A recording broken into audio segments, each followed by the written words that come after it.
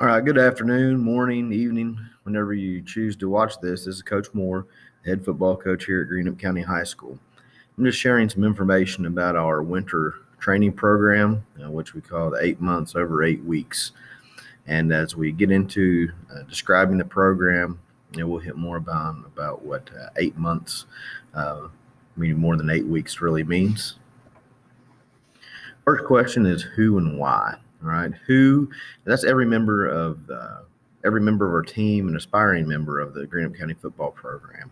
And right now, this includes current grades 6 through 11. That means that next season, next school year, those will be gentlemen that are in the 7th grade through the 12th grade.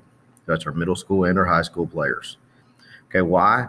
Because we want to fulfill the primary objective of our vision and mission, which is player development. We're a player development center program on and off the field, and this is one way that we can physically develop and mentally and emotionally develop our players as well. Another reason why is because we want to be the strongest, best conditioned team that's on the field with us for whomever we may be playing in that given year. Our training goals are one, develop players to maximize their on the field performance. That's why they want to train. That's why they want to lift and condition, is to make sure that they're putting themselves in the best position to perform on the field.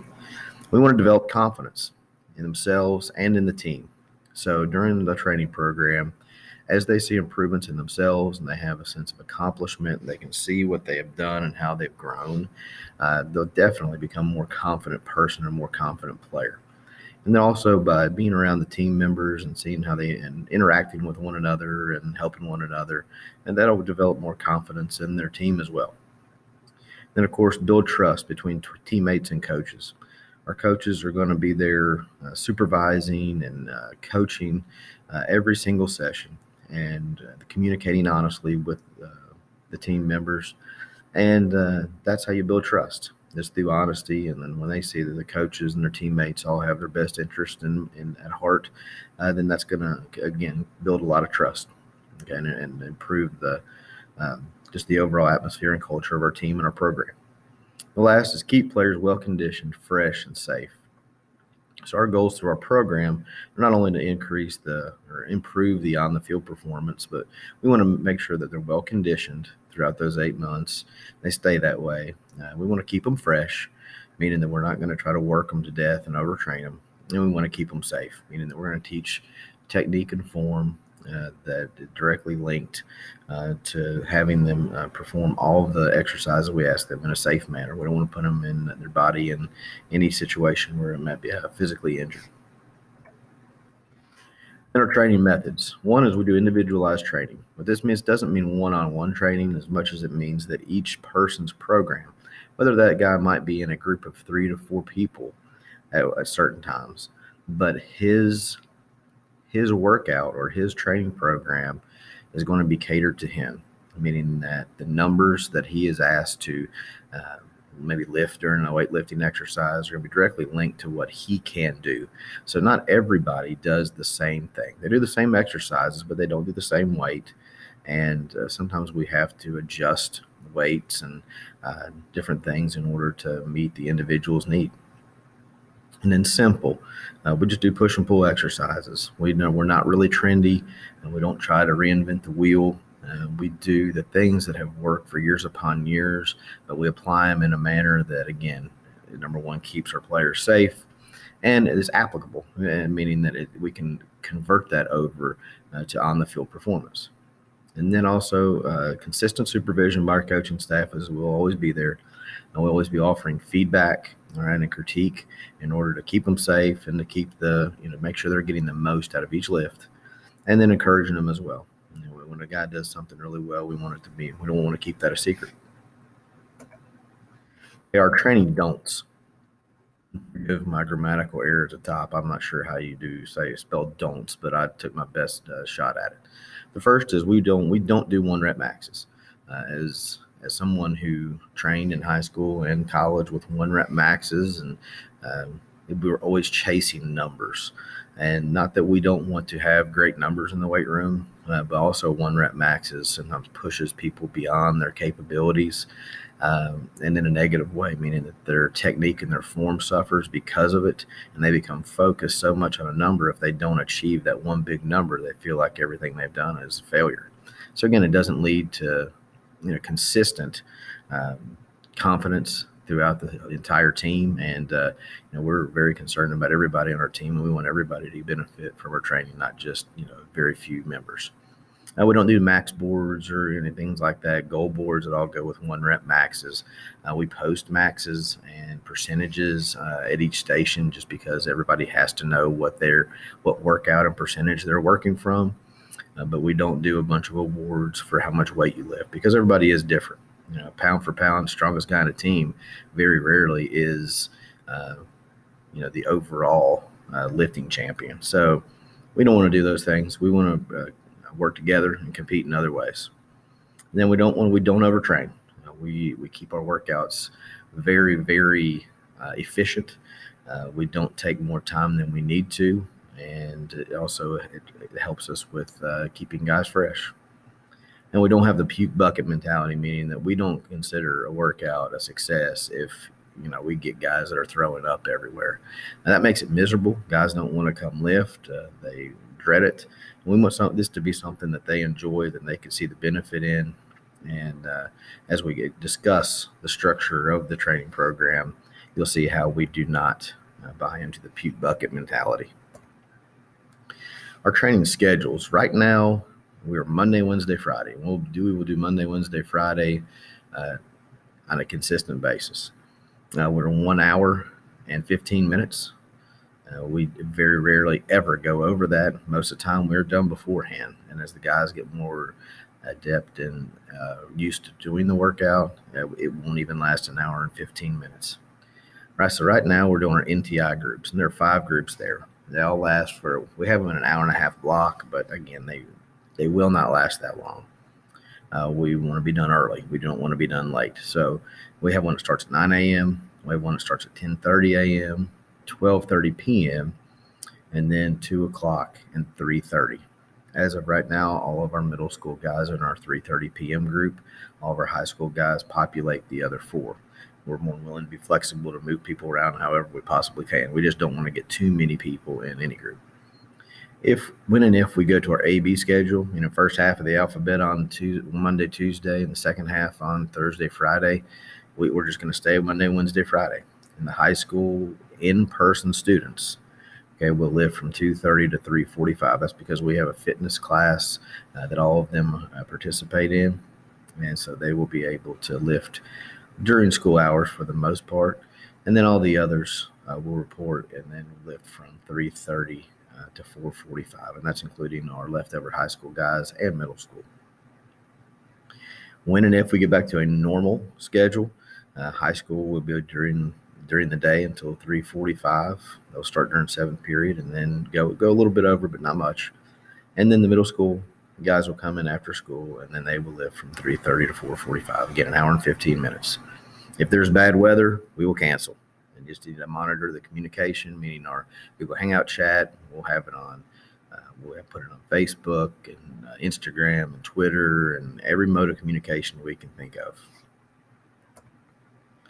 Multi-sport athletes. We highly encourage guys to be multi-sport athletes. The more athletic guys we have in this school playing multiple sports, the more success our Musketeer sports will have. So we want them to do it. We will never discourage it. Never have, never will. Those guys that are in other sports may train if it does not conflict with their in-season sports schedule. So we're not going to be, we certainly do not want anybody being late for practice.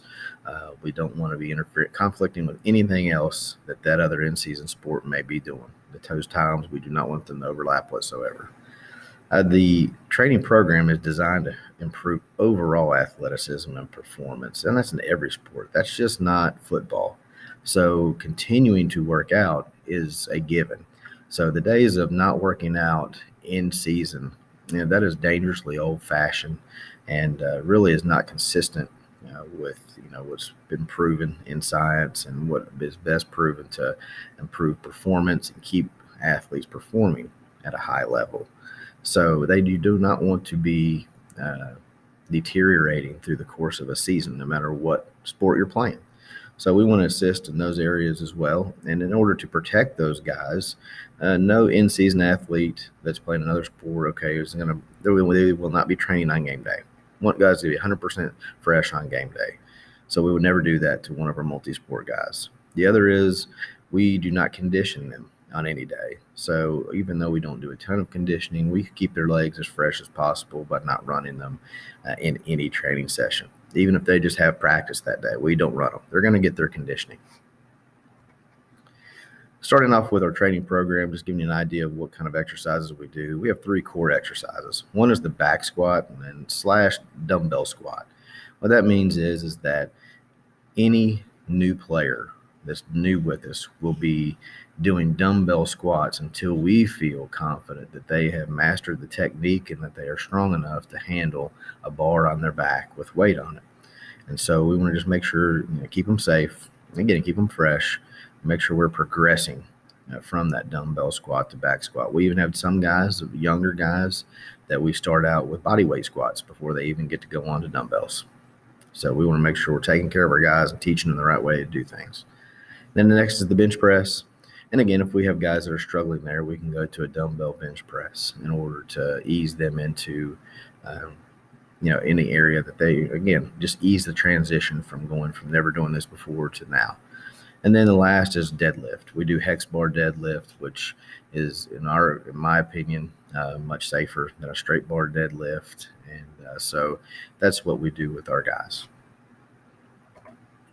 Complementary exercises, and these are within the lifts each day. We only do 4 exercises per day, really 3 because we do 2 different sessions of the core lifts. So our dumbbell rows, which is a pulling exercise. We do dumbbell squats, of course, we just mentioned.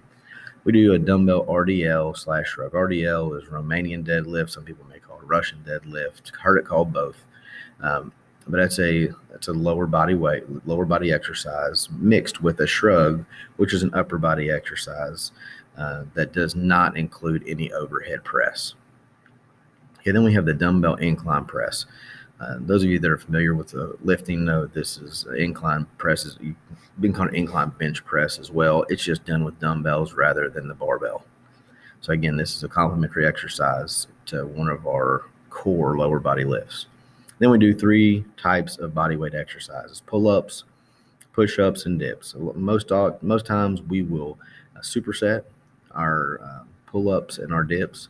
And again, these are all 3 exercises where we are ready. We're really flexible with guys that are just learning or just starting lifting. So that, we don't expect a guy to jump up there and do 10 pull-ups immediately. So we have different ways and variations of those exercises that can comfortably transition guys from that, again, just beginning to feeling more comfortable until their body catches up. Because these young guys, they improve so fast, it doesn't take them very long at all. Usually over the course of a couple of weeks, and they progressed right on to, chasing the other guys in their groups.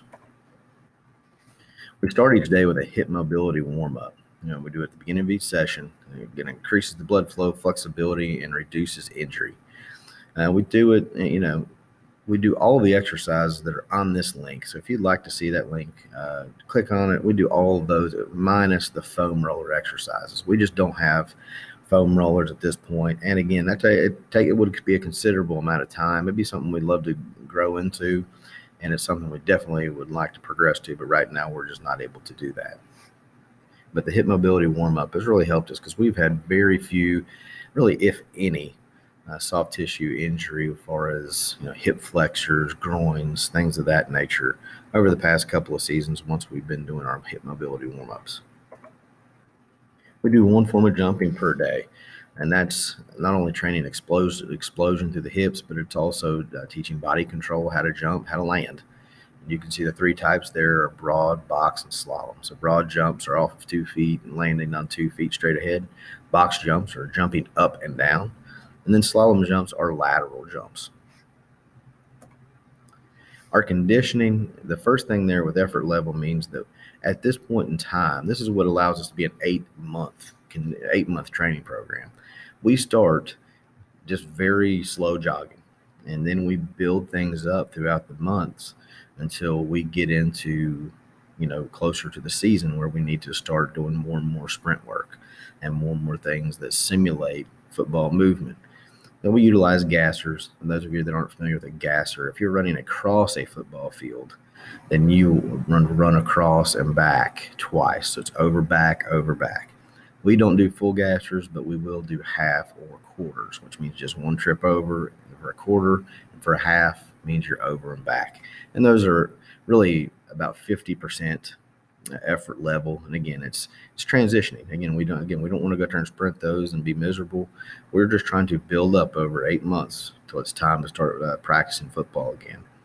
The next one is stairs. Usually that's reserved for inclement weather. We'll go in the gym when we're able to, and then again just run some stairs for different time of duration, but not very long at all. Occasionally we'll do a lap or two. I think the most we've ever done is 3, but that was actually at the player's request. And then we all build up to the sprint work, and that begins really after spring, leading into the time before the dead period, and then of course afterward once we start into our in-season program.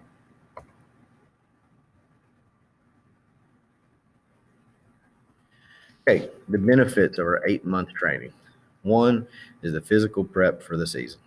We are slowly building towards the season, and we are staying well conditioned throughout the year, meaning that we're in good shape, and then we're ready to transition into training specifically first, like we talked about earlier, sprinting and changing direction and being very fast twitch, change of directions and speeds, and their bodies will be prepared for this.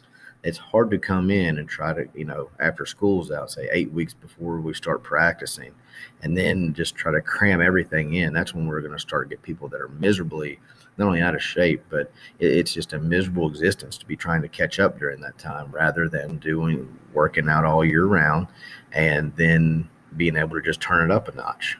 So that's been a real huge benefit of this program.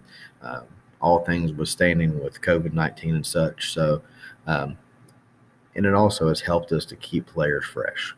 Again, it's not we're just trying to cram everything into a short period of time.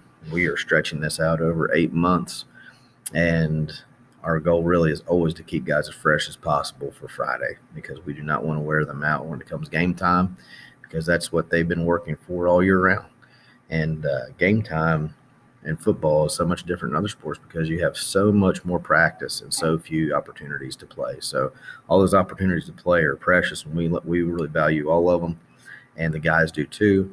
And this 8-month program really conditions them and prepares them for their maximum on-field performance. So if anybody ever has any questions or about the workout program or training program, please don't hesitate to contact me via social media, text, call, or email.